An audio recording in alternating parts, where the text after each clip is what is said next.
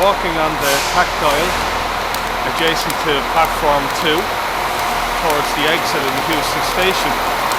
So I'm walking on the offset blister Tactile underfoot and sweeping my cane from left to right. There's an ICR train on my left, and shortly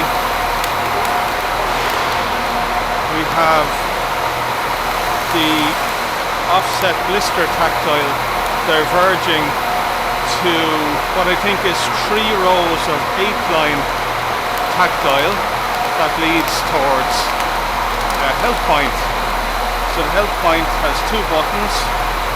The first button is for information and the second button is for, that's an EN, so that's for emergency or SOS. It doesn't have a tactile I or an S for a non-braille reader though, but you'll see underfoot there's an ankle height protection, and you'll see now when I turn back there's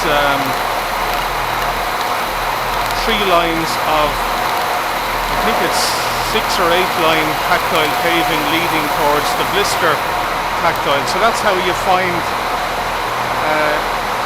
the information or the SOS emergency Health Point on platform 2 in Heuston.